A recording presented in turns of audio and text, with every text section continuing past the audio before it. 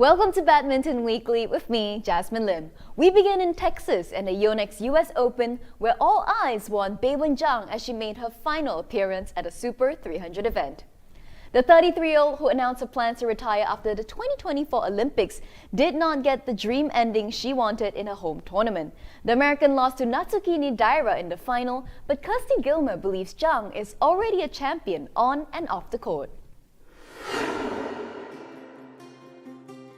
I think Beiwen's had such an interesting journey, and the fact that she's based herself in the US, I think quite often we have to wait until after someone's career to really see the impact that they've had on a country, on a system. But I think with the independence that she's had and that the US system requires, I think she's really showed players of this generation and future generations to come that it's so possible to be a world-class, definitely singles players. We've seen the quality increase in women's doubles, especially as well. So I think that you have to say that is partially down to Zhang, and her lasting impact on US badminton is a very, very positive one. Beiwen presents such a unique puzzle to solve almost when you play against her. I think we've played 6 times. She's such a calm presence on court. You can never quite figure out what's going on in her head, and she just plays on such instinct, and she plays such in the moment badminton. It never feels like she's pre-planned too much. She just kind of goes with the flow of what's happening right now, and I think that's quite unique in top level badminton. I know there's a few players that don't like to do too much video analysis and homework and everything, and Beiwen's definitely one of those. I think she relies on her pure talent and her perseverance in the rallies, which extends across the match. So yeah, she's a pretty tough opponent. She always seems to know what you're about to do, so it's uniquely challenging almost. I think on court she's quite stoic, actually. I think she presents quite a calm demeanour, rarely shows big emotions on court. Off court, you can hear her before you see her. She has the loudest laugh, and she's always smiling and joking. She gave me some presents today, actually, at US Open. She gave me some yogurt covered raisins, so that was pretty nice. That was pretty sweet. But yeah, we've had a really good friendship over the years, and that'll continue even past Paris. We're going to play in the same Danish league club that we've been playing in for a few seasons now, so it'll be nice to have her back on the team for another season. So yeah, she brings a lot of fun and a lot of energy behind the scenes. I think Beiwen is able to go back to back on tournaments pretty well. She doesn't get very flustered by much. She just kind of gets her head down. She knows what needs to be done. She's been on the tour for so many years now, so yeah, she's experienced in that way. So I think playing both US and Canada would take too much out of her, and then I think she has probably 3 weeks of preparation. So these are all things that players have to consider. It's not just how you physically feel, it's kind of future looking and seeing what position you're going to be in, and what's kind of best for you mentally. She might be a player that likes to keep the momentum of tournaments going rather than take a big training break or block. So yeah, I think physically she'll be in pretty good condition. At the start of the year, Rin Iwanaga and Kie Nakanishi's goal was to qualify for the HSBC BWF World Tour finals.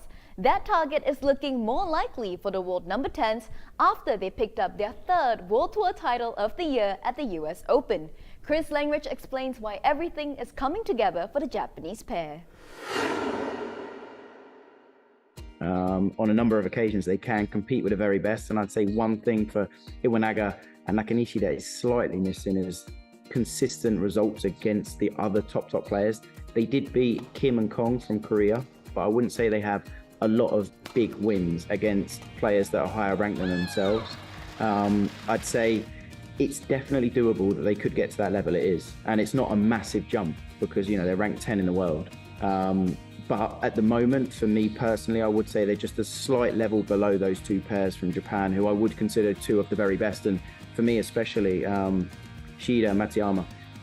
Okay, so if I break them down individually as players, you've got Iwanaga, who's, I would say, a more slightly awkward player in regards to her role is the net player for me. That's where she's at her best. Doesn't mean she can't play at the back of the court at all, but she's definitely, the preferred formation is the Iwanaga at the net and Nakanishi at the back. That's where, for me, they're, it's their favored formation. And I would say Nakanishi, she's kind of the more powerful, more aggressive player from the rear of the court. She has got good variation, hits it incredibly clean. She has the power, she has the physical prowess. And I'd say at the net, you've got Iwanaga, who's she's a lot more creative. She's got good skill in a slightly more awkward way, but they're very, very, very different players from each other, but they gel well together. And this is what you find. You either find, opposites attract, as they say, or it's a bit of a mess, but they obviously come together so well. And I think this is something they've done so well, is the way that they've managed to find different playing styles, but to gel so well. And this is why they've had some great results. And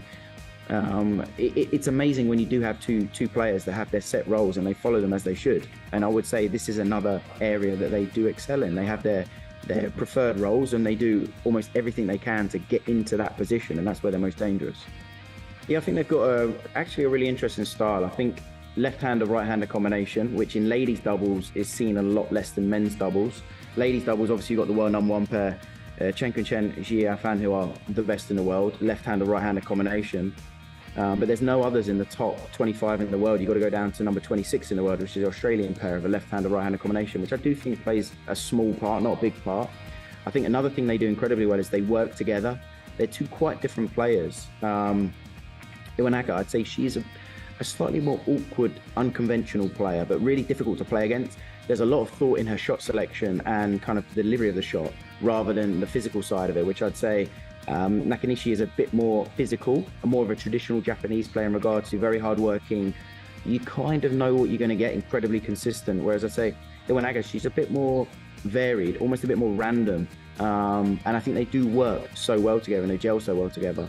And I think they're difficult to beat. I mean, even in the final in America, they went 5-love down and they were outplayed at the start of the match. And it would be easy for a pair not to crumble, but to start to doubt themselves or drastically change what they're doing. But I've got to say they handled it incredibly well, because it wasn't until the later stage, sort of around the 15-all mark in the first game, where they actually managed to turn things around. But they're proving now that they are a very accomplished pair, and they've shown that, because you don't win a Super 500 or Super 300 without, being a consistent, solid pair, but also having the confidence to show that. And, they're really starting to do it now. And they have such a rounded game and so many areas they're good at, but do they have the extra something to make them a bit more devastating in attack? But nothing needs a big improvement. And it wouldn't surprise me in 6 months' time if they do, make that small jump that's needed to be a bit more dangerous on the attack, to be a little bit more aggressive in the defense in regards to counter-attack. Another area is just in the first 4 shots, having a few more set plays. Having that left-hander, right-hander combination, it can be so dangerous if it's put together, and it is. But I feel it could be put together just a tiny bit better to be a bit more dangerous, to allow these set plays in the first 4 shots to win some cheap points. Because I feel like they almost have to work so hard at the moment to win their points, which they do incredibly well. But they don't win as many cheap points as some of the pairs ranked just slightly above them. Iwanaga and Nakanishi were not the only ones in the spotlight in Texas. There were plenty of new stars and surprises throughout the week at the Super 300 event, leaving BWF commentator Bobby Griffin with some tough decisions on his pick for standout performance. For me in the men's singles, Leyland Shi has been incredible this week. I mean, he's come through some tough tests this week. He dispatched Koki Watanabe, who for me was probably the strongest player in the tournament. And that was followed by his performance in the quarters against young Rian from India. He really impresses me, a solid all-rounder. I think he's going to be a star for the future. He pushed Lei so hard in that quarter-final. Terrific performance so far. But the way he beat Koki Watanabe was really impressive. Safely in the bag, and that cross smash winner takes him into the final. What a performance. Secondly, in the mixed doubles, Amalie Mageland's really impressed from Denmark. Mageland, I mean, she, this time last year, with her usual partner, Matthias Thury, was in both the US Open final and the Canada Open final. She's playing with young Jesper Toft, who I was slightly critical of commentary in the semi-final. I personally, without wanting to be too hard on the guy, he's not quite at the level that I would expect him to be at to win these kind of tournaments. She carried him through the match. 2 finals last year over this period. She's captained that team, if you like. She really picked him up and got them through. She was incredible. Quite frankly, with any other player in the mixed doubles who might be in the, say, top 30 in the world, if she was playing with that partner this week, she'd be untouchable. She was phenomenal. So, yeah, she was just so good. Indonesia will have only one representative in a men's doubles discipline for the 2024 Olympics, compared to 2 in the last event. With the retirement of Kevin Sukamuljo and Marcus Gideon, attention will fall heavily on Fajar Alfian and Rian Ardianto to deliver. The pair, however, are not too worried about their winning chances. Fajar Alfian and Rian Ardianto. Brilliant this time on their 4th game point opportunity. They've done it, and look at the joy for Fajar Alfian and Rian Ardianto. A 2nd consecutive title for Alfian and Ardianto. The 2-time All-England champions were once sparring partners for Kevin Sukamuljo and Marcus Gideon at the Tokyo Olympics. Now, set to make their first appearance at the Games, Alfian and Ardianto look back at the times they spent with the Minions and how grateful they were for the experience 3 years ago. Ya, sangat berharga, memotivasi kami untuk bisa tampil di Olimpiade selanjutnya. Ya, yang pasti kalau di lapangan kami kalau melawan mereka selalu bermain sangat luar biasa di dalam lapangan, dan kalau di luar lapangan kami adalah teman yang baik, teman yang dekat. Pasti momen-momennya itu pasti dikangenin, mungkin makan bersama setiap pertandingan dan juga latihan bersama, karena daya juang mereka yang tidak mau kalah juga memberikan atmosfer yang baik buat tim ganda putra.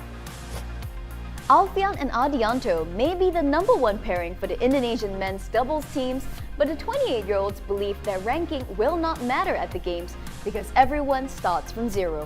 Plus, the conditions may also differ from the French Open, despite it being held at the same venue for the Olympics.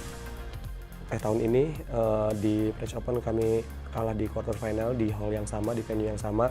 Tapi yang namanya Olimpik berbeda dengan turnamen French Open. Venue mungkin sama, tapi yang namanya kondisi Olimpiade itu pasti berbeda. Ya pastinya tidak mudah karena lawan juga bermain juga sangat baik ya. Bahkan di beberapa turnamen juga banyak juaranya saling bergantian. Jadi siapapun yang tampil di Olimpiade masih mempunyai chance yang sama. The Indonesian pair are currently in their final preparations for the Olympics, and Ardianto listed down a few things they need to work on before heading to Paris.